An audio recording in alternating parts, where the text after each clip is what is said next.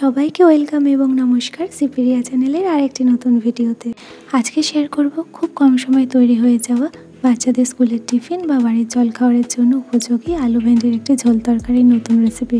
কম সময়ে তৈরি হয়ে যাওয়া এই তরকারির জন্য আমি নিয়েছি কিছুটা ভেন্ডি, একটা মিডিয়াম সাইজের আলু আর 3টে কাঁচা লঙ্কা। শীতকাল হোক বা গরমকাল, যে কোনো সময় কিন্তু বাচ্চাদের টিফিন বা বাড়ির জলখাবারের জন্য এই রেসিপিটি দারুণ উপযোগী। প্রথমেই কড়াই গরম করে এর মধ্যে দিয়ে দিলাম সর্ষের তেল। তেল গরম হয়ে গেলে এর মধ্যে দিয়েছি কালো জিরে ফোড়ন। হালকা পাতলা আলু ভেন্ডির এই ঝোল তরকারিতে মশলা হিসাবে কেবলমাত্র ইউজ হবে হলুদ গুঁড়ো।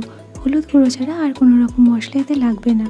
আমি শুরুতেই রান্না করতে যতটা হলুদ লাগবে পুরোটা একবারে দিয়ে দিলাম। এমনিতেও রান্নার শুরুতে তেলে কিছুটা হলুদ দিয়ে নিলে তেলটা গায়ে ছেটে আসে না। এখন আমি ফার্স্টে দিয়ে দিচ্ছি ভেন্ডিগুলো। এখানে বলে রাখি, আমি কিন্তু কাটার আগে ভেন্ডিগুলো ভালো করে ধুয়ে নিয়েছিলাম, কাটার পর আর ভেন্ডিগুলো ধুইনি।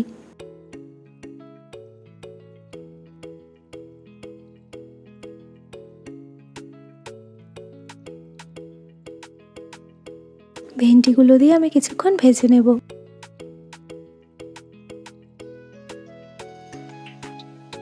ভেন্ডি কাটার পর ধুয়ে ভাজতে গেলে সেটা এইভাবে ভাজা সম্ভব হয় না, কারণ তখন কড়াইয়ের তলা দিয়ে ধরে যায়।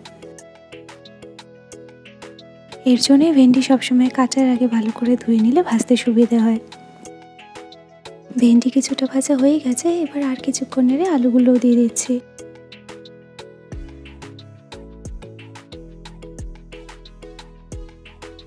আলুগুলো যেহেতু আমি এইভাবে কেটেছি এবং এটি চন্দ্রমুখী আলু, তাই আমি ভেন্ডিগুলো কিছুটা ভেজে তারপর আলুগুলো দিলাম। লঙ্কা 3টে এই সময় দিয়ে দিলাম। এবার সব কিছু মিশিয়ে আর একটু ভেজে নেব।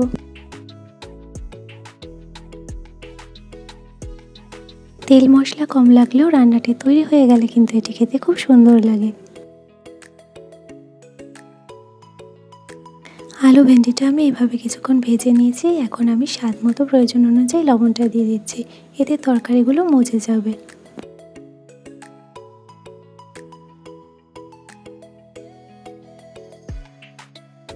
লবণটা দেওয়ার পর কিছুক্ষণ সব কিছু একসাথে নেড়ে নিলাম।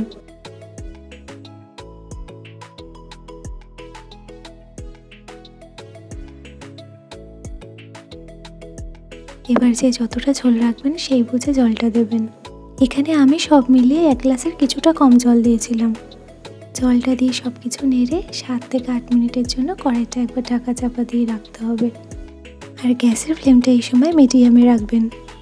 আলু আর ভেন্ডিটা যেহেতু আমি আগে একটু ভেজে নিয়েছিলাম, তাই 7 থেকে 8 মিনিট পর ঢাকনাটা সরিয়ে দেখলাম তরকারিটা আমার পুরোপুরি রান্না হয়ে গেছে। আর একটা কথা বলে রাখি, এই তরকারিতে কিন্তু খুব কড়া করে আলু ভেন্ডিটা ভাজতে যাবেন না। আর যদি চন্দ্রমুখীর জায়গায় অন্য কোনো আলু ইউজ করেন, তাহলে এক্ষেত্রে আলুটা আগে দেবেন, তারপর ভেন্ডিটা দিয়ে ভাজবেন।